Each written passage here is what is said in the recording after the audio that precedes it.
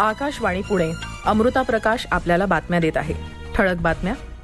भारतातील कुशल कारागिरांना जपानमध्ये रोजगाराची संधी देणारा करार मंजूर. देशात कोविड-19चे रुग्ण बरे होण्याचा दर सुधारत आता 96.36%. बर्ड फ्लूच्या उद्रेकावर देखरेख ठेवण्यासाठी नवी दिल्लीमध्ये नियंत्रण कक्षाची स्थापना. आणि 2020 मधील सप्टेंबर महिना कोरोनासोबतच तापमान वाढीच्या संदर्भातही तापदायक.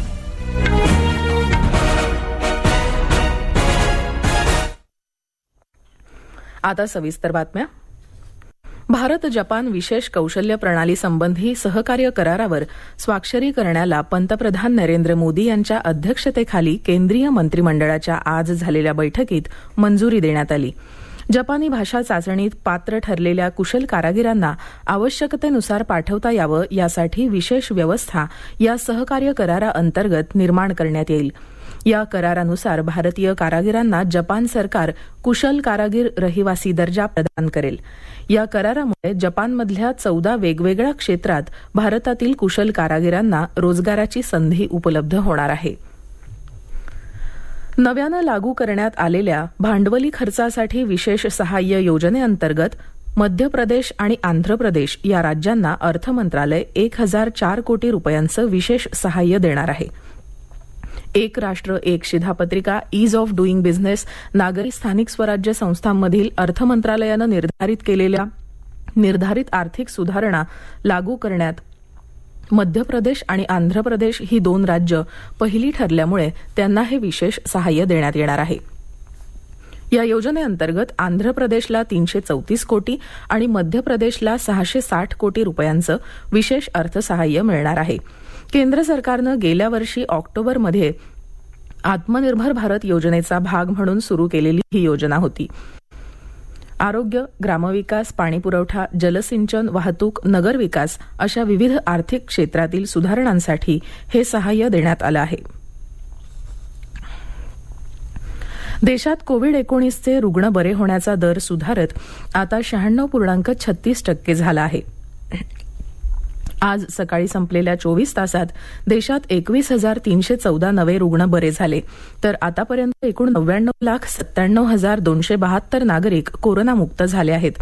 काल दिवसभरात 18,088 नवे कोरोना रुग्ण आढळले असून 264 नागरिकांचा मृत्यू झाला.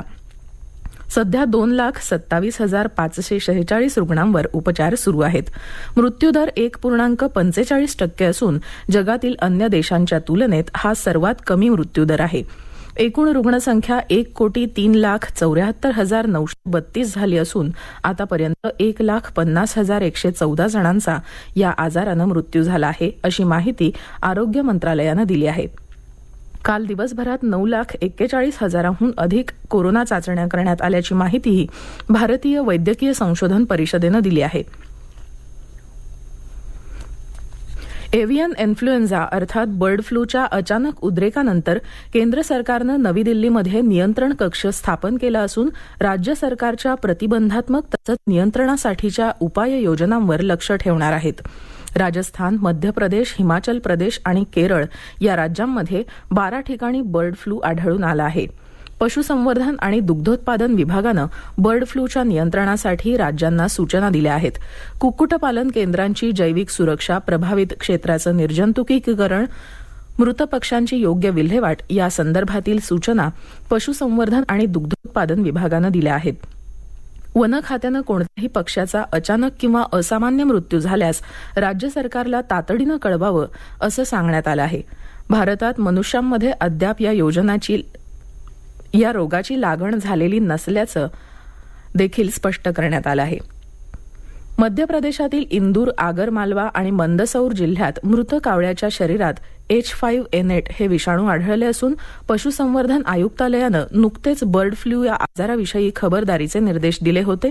या पार्श्वभूमीवर मध्य प्रदेशचे मुख्यमंत्री शिवराज सिंग चौहान यांनी तातडीची बैठक बोलावली असून केंद्र सरकारनं दिलेल्या मार्गदर्शक सूचनांची अंमलबजावणी करण्याबाबत या बैठकीत चर्चा होणार आहे.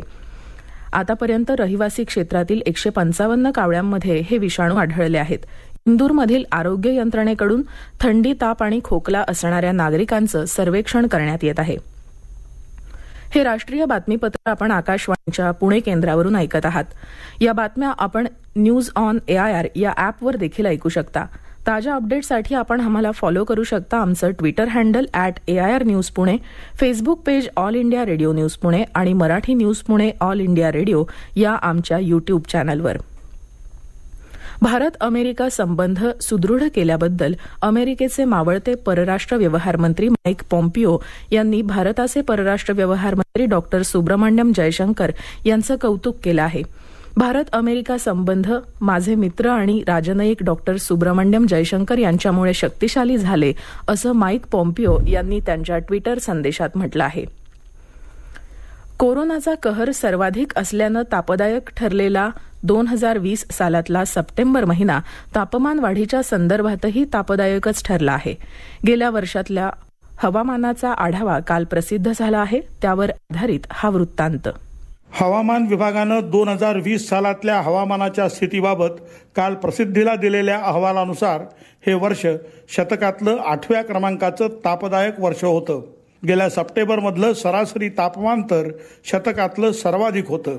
या अहवालानुसार उन्हाची काहिली अधिक असलेल्या पहिल्या 15 पैकी 12 वर्ष चालू शतकातलीच आहेत. शतकातले उन्हाचे सर्वाधिक चटके आपण 2016 साली सोसले. 1901 ते 2000 या काळात केवळ 8 वर्षातलं सरासरी तापमान शतकाच्या सरासरीपेक्षा जास्त होतं.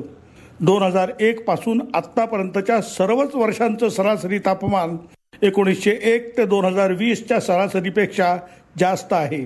उन्हाबरोबरच 2020 सालातला पाऊसही सरासरीच्या तुलनेत 109% इतका जास्त होता.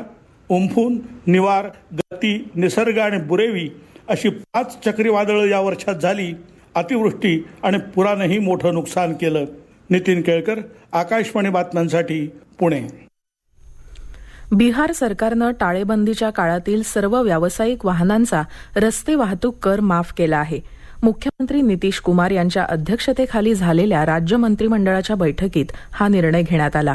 6 जुलै ते 6 डिसेंबर 2020 या कालावधीमधला वाहतूक कर माफ करण्यात आला आहे. त्याचबरोबर 21 मार्च 2020 ते 31 मार्च 2021 या कालावधीत सर्व वाहनांचा दंड माफ केला आहे. बिहार राज्यात नोंदणी असणाऱ्या वाहनांसाठी ही तरतूद आहे.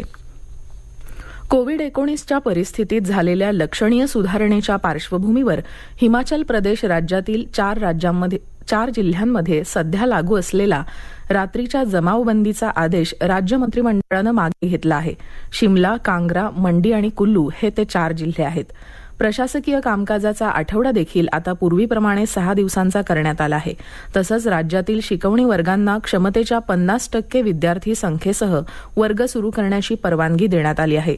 यासाठीची प्रमाणित कार्यपद्धतीची नियमावली राज्य शिक्षण मंडळ लवकरच जाहीर करणार आहे.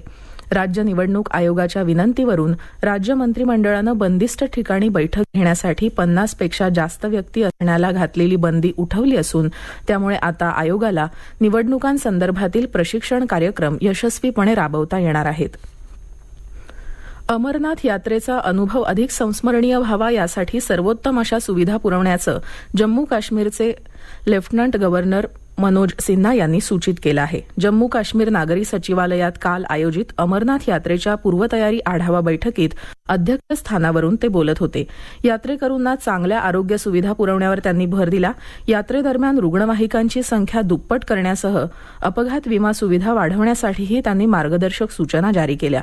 आपत्कालीन परिस्थिती हाताळण्यासाठी सर्व सुविधा आणि मनुष्यबळानं सुसज्ज असं आरोग्य केंद्र उभारता येईल याची शक्यता पडताळून पाहावी अशा सूचनाही त्यांनी संबंधित अधिकाऱ्यांना केल्या. शेवटी पुन्हा ठळक बातम्या. भारतातील कुशल कारागिरांना जपानमध्ये रोजगाराची संधी देणारा करार मंजूर. देशात कोविड-19चे रुग्ण बरे होण्याचा दर सुधारत आता 96.36%.